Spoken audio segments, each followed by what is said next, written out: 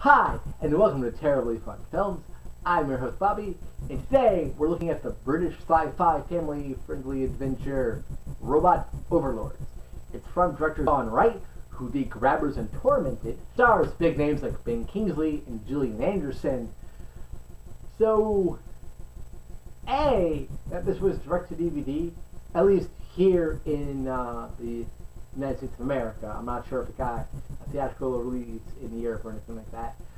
Is a bit of a shock. But does that mean it just got downgraded due to bad quality, or what? Let's find out.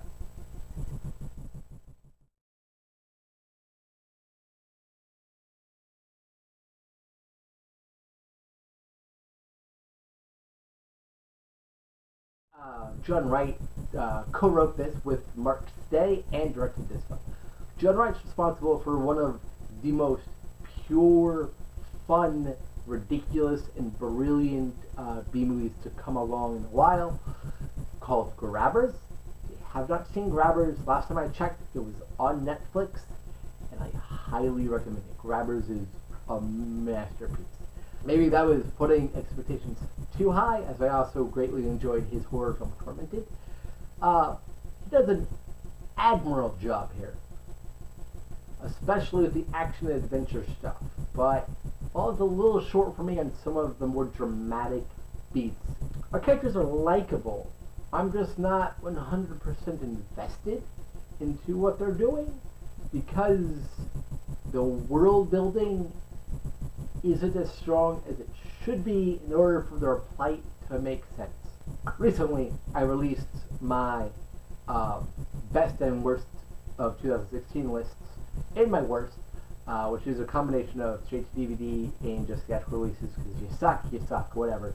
I mentioned the movie Battle for Skyo, which is another sort of YA family-friendly sci-fi adventure. This movie's and that movie both share some interesting flaws, and I'll get to what makes this such a better film in a moment. But those flaws are all in the world building. They don't make a lot of sense. The world we are experiencing and seeing does not work in either case. It's too simple for adults to really be engaged with. And it's not quite crazy enough, I think, for its target audience to, like, I want to see more adventures in this world type deal. It doesn't work like that, especially when we're given such little information, in this case, about the robots, how they actually took over, and that sort of thing. It's kind of a letdown.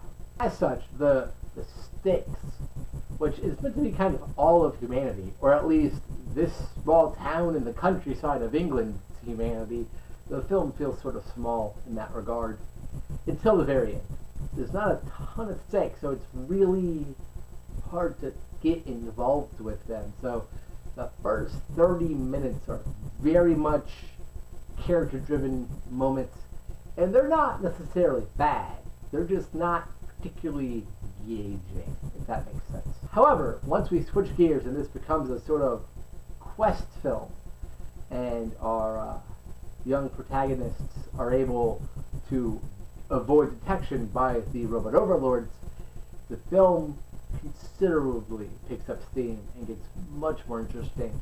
It has some really kick-ass action sequences. The ending climax especially is really visually intense and engaging, and I don't know what the budget for the movie was, but this couldn't have been easy given, again, straight to DVD release and all that, but it looks great, and it's an ending that works, that makes sense for the story. They don't cop out with anything, so I really appreciated that.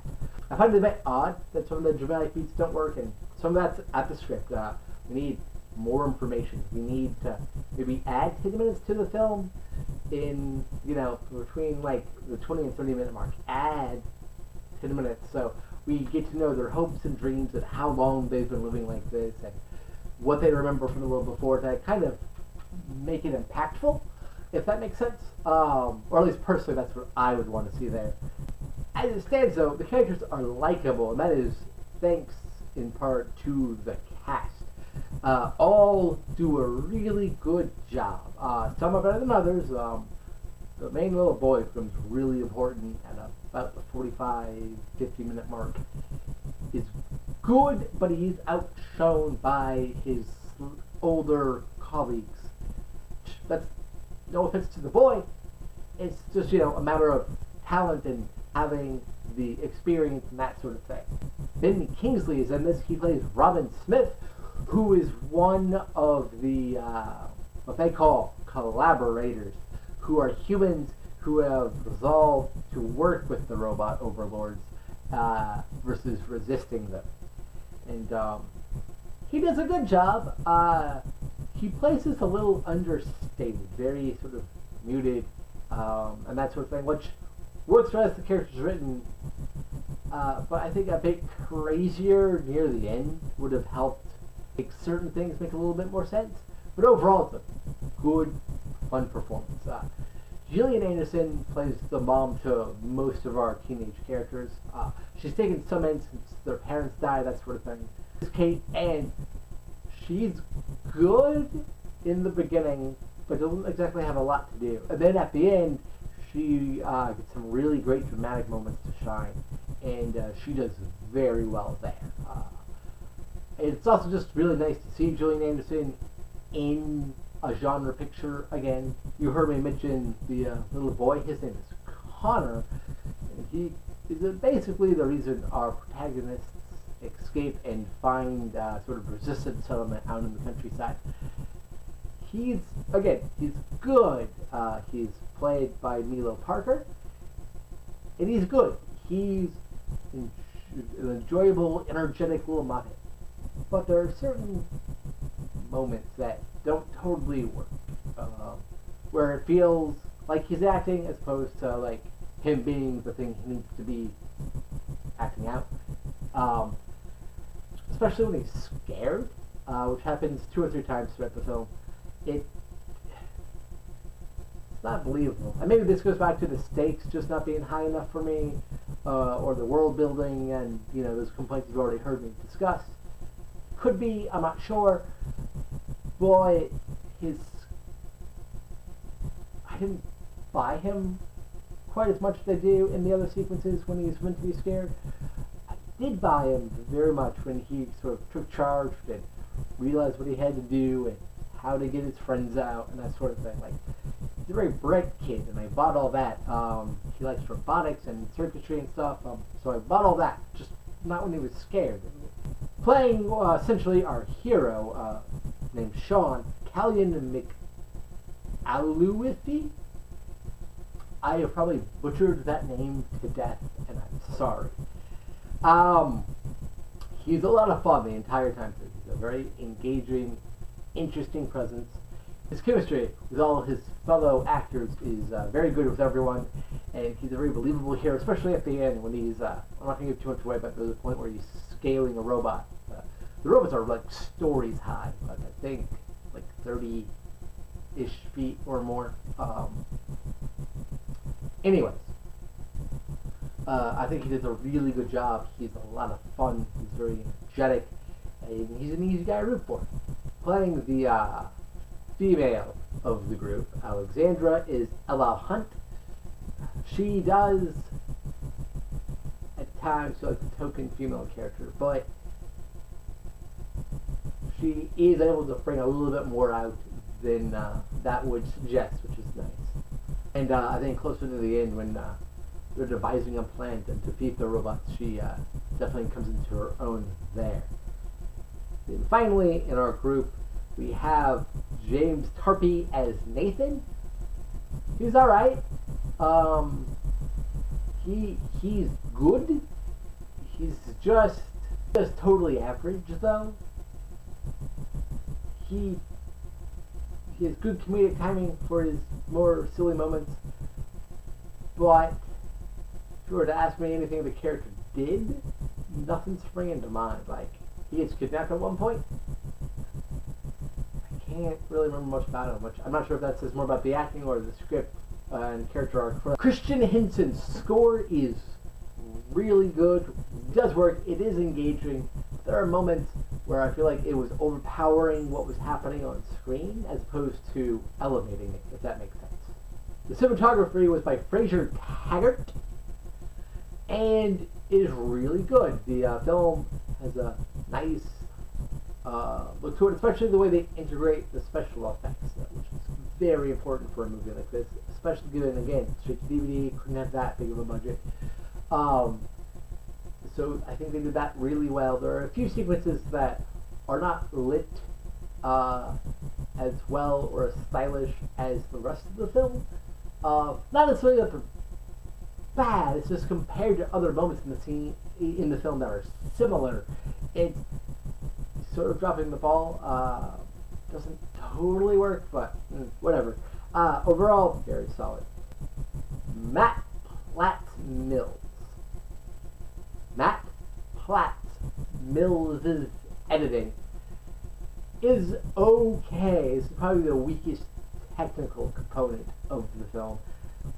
There are some odd moments where we're like, there's a moment where the kids discover that they can turn off these tracking things that all the humans have.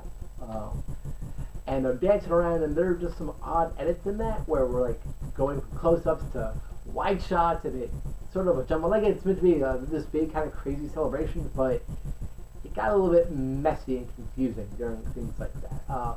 The action scenes are mostly better in that regard. So there's a lot of energy to the editing, even when it doesn't call for it, which might be the issue I was just discussing. And it's able to work itself up into a really crazy, engaging drive. Production and art design by Tom McCullough and Fiona Gavin, respectively, is good. This is meant to be our world. Just now, alien robot things have taken over. So, in some respects, it's not that different or interesting. Like if I just showed you around my apartment, you'd find a lot of the same things in the movie. But that does mean where it counts, they really went crazy. In the Alien HQ, for lack of a better term, and again, I'm not trying to give anything away, they have really well-designed, interesting-looking machines that can take all the data from somebody's mind, every experience, every thought, everything they've ever seen, and suck it out. Where was I? So this machine looks awesome. Really interesting, and again, it's just plug things in here and here, and blue lights and spinny things, but it's a bit average in that way if you look at it from that. But when the mundane world that this does take place in hits that, reflecting that, it's so interesting that you are then given an idea of how the robots took over, what they did, things like that are really cool and small details to help expand the world because the script doesn't. The special effects and visual effects are probably the highlight of the film. Outside of just sheer energetic action and adventure-y thing. Because again, that's when the movie really does work. It's when we're focusing on the adventure action side of stuff. A lot of that, I feel, is because of the special effects. The robots look good, they look interesting, they're well integrated into all their scenes. Each robot has very distinctive designs. Now, there are different kinds of robots, so like they're kind of what I'll call soldier robots who are multiple feet high, and there are like patrol robots who are these flying things with guns built on their bottoms. So there are multiple kinds of these robots, but so though each kind of robot looks the same, but there are lots of variations in the kinds of robots, and they all look different and interesting. I really like them, and each one is, well, again, well integrated, but also the human actors play off of them well, believably, and that does help you buy into that these machines are there, and they're actually fighting them. things like that. So this might be a seemingly slightly odd review where I'm like, certain things about it don't totally work. And they don't. Certain things about this film do not quite hit the mark they were clearly going for. But in no way does that mean the movie is bad or not enjoyable at all. I do hope I've gotten that across. The film's adventure aspect works well. The action scenes are really good, fun, and engaging. The acting from everybody is good to really great. And if you have kids, or if you have nieces or nephews or goddaughters or godsons or anything like that who are into sci-fi and that are of, I would say 8 or older, show them this movie. There's really nothing wrong with it. Like, it's very family friendly, it's very fun, and it'll be their sort of first taste of this kind of a thing that we've seen in other movies, for better and worse. And it works really well on that front. The introduction to sci-fi ideas and the idea of human resistance against aliens and that sort of thing. And it is just a lot of fun, despite whatever flaws might have existed in it. So, yeah, as always, I've been your host, and thank you for watching.